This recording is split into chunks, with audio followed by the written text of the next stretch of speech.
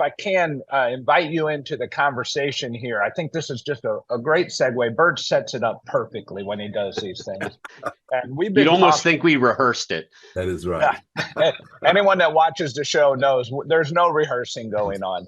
Um, so we've been talking a lot on the program about these issues, and they all impact culture. That's really what we're talking about, is culture, right? It's right. what our culture reflects, what we're willing to do. I always talk in our roundtables about a few things. Is that we talk about three things that have come out of our executive surveys. Over 1,000 executives, CEOs, CFOs across the country, and they had 23 or 27 different options to say what are their biggest concerns in the workplace.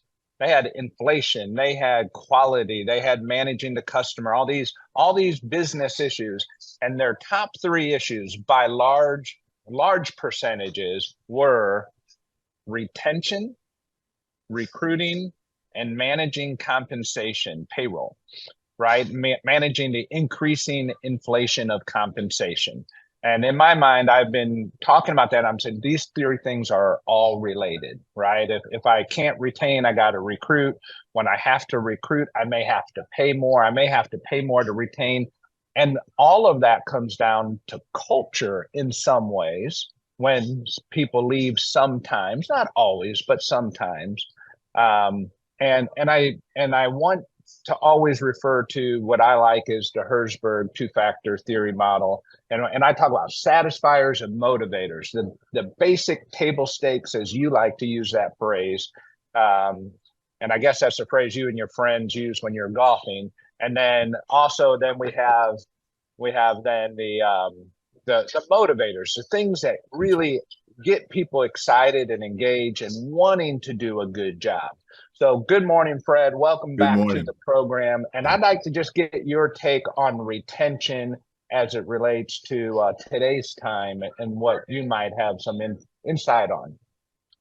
Well, thanks, Phil, for having me again. And I would say that of the three that you mentioned, of course, my work focuses on retention because it focuses on culture. I think Herzberg's theory is absolutely appropriate. It is something that I think all business leaders, all leaders should always consider. It's what is the culture of your organization like? Employees are going, if we're doing a good job of developing people and we've got people that are growing, they are going to leave. That's inevitable. But what we don't want to have is employees who are constantly looking for work. They've got their feelers out. They are willing to move for a nickel or a dime or just a couple of more dollars. Great cultures are places where people feel great about being there. And so that's really different than being satisfied with a job. What Herzberg essentially says is that there are a number of things that you simply have to do, you have to get right for us to not be dissatisfied. You have to pay me fairly. You have to give me a wage increase every now and then. Fred, are you saying I shouldn't be excited and thankful that you're paying me fairly? I am exactly saying that. You shouldn't be, I do a lot of work in the inclusion space. You shouldn't be excited because you treat me fairly, or that because you respect me, or that my pay is equitable.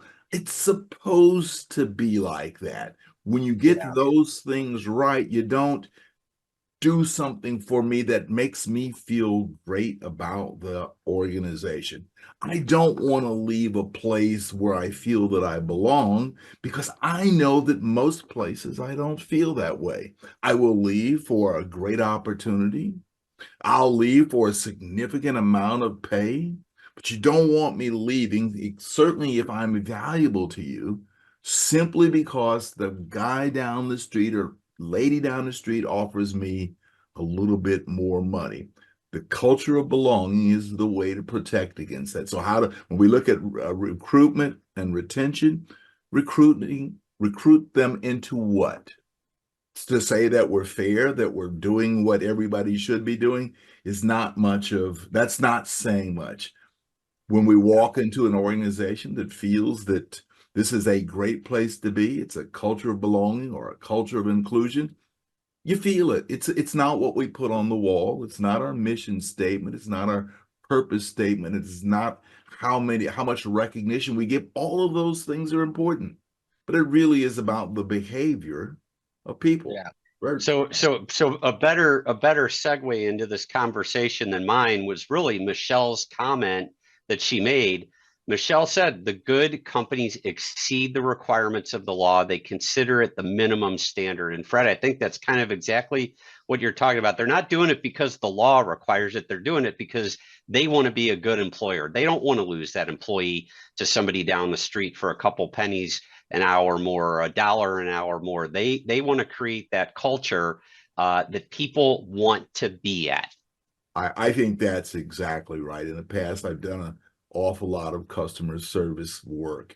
There is a difference between saying to somebody, hey, how was the service? And you say, well, it was pretty good. It was not bad. It was all right. That's different than being able to say, wow. When you have a wow culture, it is because you are going well above the mark, but it's not just what you do, it is how ultimately you get us to do. So in a culture of belonging, it's not just the acts and actions of leadership, it is also how that culture helps all of us treat each other differently. You know, in today's world, we've got so many divisions and so much polarization, so much fragmentation. When you find a place where employees see each other as human beings and treat each other, it's hard to leave that place for the place where we're anonymous, where we're objects, where we're there getting the job done. We don't mind being in those places. But if we had our druthers, we'd rather be in a place where we know leadership cares about us. And anybody just following the law. So Michelle has it exactly right. Is not Think about that. Think about that as a recruiting strategy. Hey, come work for us. We follow the law. Right. That is right. Yeah, No. I always we talk a lot about compensation and where employers try to land in compensation. We all understand I call them blinking words. These words that have different meanings to them. Where we'll say, well, we pay at we pay competitively. What's that mean? We pay at midpoint. Yeah. Right. Okay. So, well, another way to say that is, well, we pay very average. So come work for us. We pay very average and we follow the law. That's not going to be a good place to start. That's Now, right. We've got now, an average culture. No one is mad that yes, works. no one's overly mad. We're not being sued right now. Yet better than the company that says, come work for us. We don't follow the law. We have a miserable culture. Oh my goodness. You're so right, Bert. Hey, Fred, let's just spend the last few minutes. What is it that makes this so hard to get right? Why is this hard for leaders to get it right when it's so obvious? Even when I'm talking with leaders that don't get it right, they would agree with us. They would agree with what you and Bert and I are talking about here. I think, again, go back to what Michelle said. We believe that if we're treating people fairly and professionally and respectfully and we're equitable, then we are doing what we are supposed to do, which is true. But we leave businesses to go to the company down the street because there is something different about them. Organizations that create a culture of belonging, there is something fundamentally different. And it comes from the acts and actions of leaders and leadership and how they make us feel. And so when I feel better about myself, feel better about my opportunities, possibilities of growth, all of those things become part of it. I see in the survey a lot of things that you would want to do. I want to be proud of the company that I work for. Sometimes what we're doing is not something that I'm going to be proud of, but what we do in the community is important. My leader cares about me. Yeah. I care about others here. And that's the job of leadership, to create that kind of culture where it feels special. Some people don't like the word family. I don't care what word you use. We care about each other and we treat each other differently. We're not looking at all of these things that break up the rest of society. In here, it's different. Now, at home, I may be the same old guy, but when I come here, I know Fred, I care about him. I know he cares about me. It is different here. When we can get that, and that is the job of the new work of leadership, as I call it, in terms of the Wayfinder presentation. It's the new work. It's thinking differently. It is providing that wow service. It's going beyond. It's telling people that we see them as human beings and that they matter to us, not an intellectual thing. They matter because they do. And I think, when I'm working with leaders, I'm talking about, look, as leaders, I have to surround myself as a leader with other leaders who prescribe to that, right? I need leaders who are on that page. They're not faking it, right? We believe it from the inside out. Because if we're faking it, when our back is against the wall, we're going to revert to our natural style, whatever that might be. Hey, Nick, can you pull up the meme we have on family? It was one of the pre-show memes. Fred, I want you to take a look at this and see if you have an opinion on this here. It's quite funny. You know what? I'll have to pull that up. We used that previous show, and it's. I don't have it quite up, but I'll pull it up. All right, I'm putting Nick on the spot there, but it's really about I need to surround myself with people who are like-minded in those values and in the way that we're going to run an organization. And if I'm not surrounded by that as the leader, it almost doesn't matter what I think, because the actions are being carried out by others, not by me. I can't touch enough people every day to make that impact.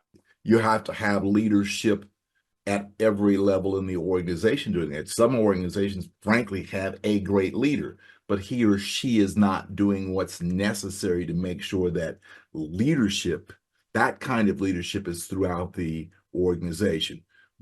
Organizations have to say, we're going to hire leaders who lead in this way. They have to let people know, here are our expectations for leaders. We want leaders that care about people. Thank you once again for tuning in to This Week at Work. If you enjoy the show, please share it with your colleagues. Forward our invites. Share the link, aimea.org/This Week at Work, or follow or subscribe wherever you get your news and entertainment, like LinkedIn, YouTube, Spotify, Apple Podcasts. We're everywhere you are. And you can be part of the show. Send your questions and comments anytime to info@thisweek.work. We'll see you next week, 7:30 a.m. Central Time, when we discuss what's happening this week at work.